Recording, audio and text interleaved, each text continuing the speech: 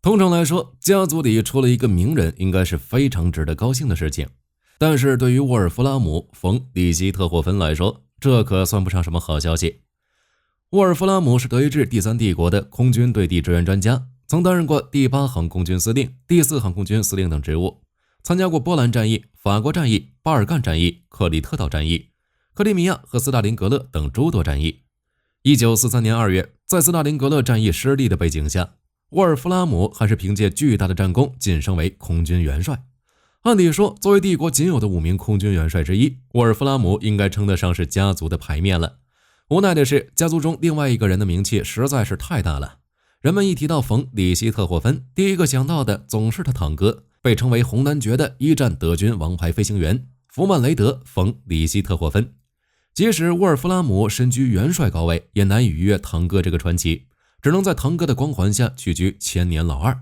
今天我们就来聊一聊这位大名鼎鼎的红男爵曼弗雷德·冯·里希特霍芬。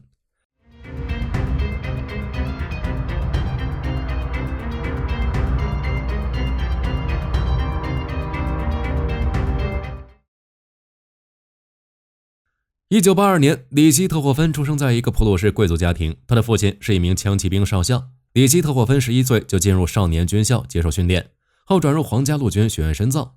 在学院中，里希特霍芬展现出了出色的马术天赋。1911年毕业后，他被分配到了精锐的第1枪骑兵团，后晋升为少尉。不幸的是，在20世纪初，堑壕战和阵地战成为了战争的主流。马克沁重机枪的发明让骑兵部队彻底失去了用武之地。1914年，第1次世界大战全面爆发，里希特霍芬被分配到了军队的后勤补给团工作。他不甘于平庸，无时无刻不想到前线作战。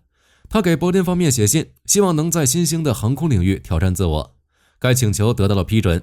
1915年5月，里希特霍芬进入了航空战斗群服役。仓促的训练让他无法独立飞行，只能执行一些侦察的任务。一次偶然的机会，里希特霍芬结识了王牌飞行员奥斯瓦尔德·博尔克。博尔克被称为德国空军战斗机之父，是第一个正式确立空战法则的人。他的博尔克战术守则被2次世界大战的飞行员奉为圭臬。在博尔克的影响和指导下，里希特霍芬成为了一名真正的飞行员。一战爆发后，欧洲的飞行员们将中世纪骑士精神带上了蓝天，他们互相发射子弹，互相闪避，他们操控飞机翻筋斗、跃升、疾驰，犹如骑士决斗一般。窝在堑壕中动弹不得的步兵是他们的观众，天空就是他们的舞台。伴随着空中格斗的出现，王牌成为了飞行员们的追求。空军王牌的标准是击落5架敌机，博尔克就是一名击落40架敌机的王牌。1916年9月，里希特霍芬应博尔克的邀请来到西部最前线报道，并在博尔克的第2战斗机中队服役。里希特霍芬后来因那架福克 DRL-3 翼机而著名，但里希特霍芬的大部分飞行时间和战果是在信天翁 D 双翼机上取得的。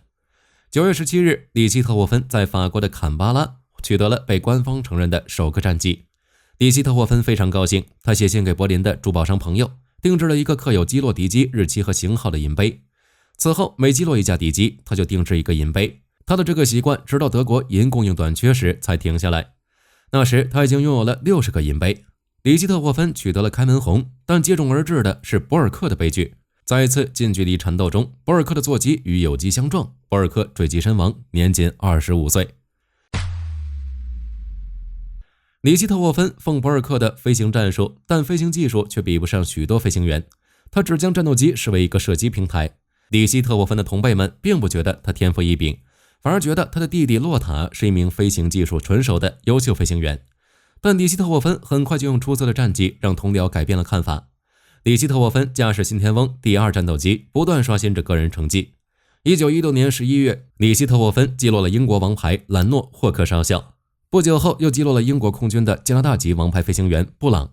到1917年1月，里希特霍芬已经击落了16架敌机，成为了德国空军真正的王牌。里希特霍芬被授予代表德国最高荣誉的兰马克勋章，并被任命为第11战斗机中队的中队长。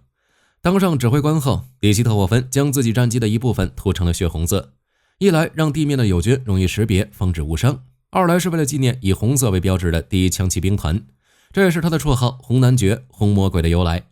为了显示团结一致的精神，第11战斗机中队的队员也争相把战机涂成血红色。对面许多英军飞机则给飞机涂上红鼻子，以表示自己打下红男爵的决心。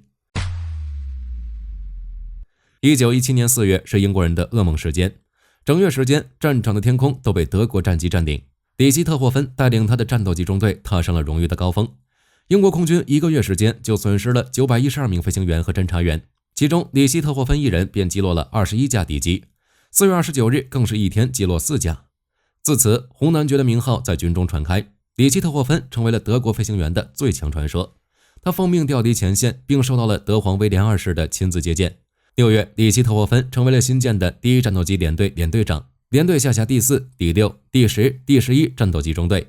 这些中队拥有型号各不相同的战机，可以根据需要派到不同的前线。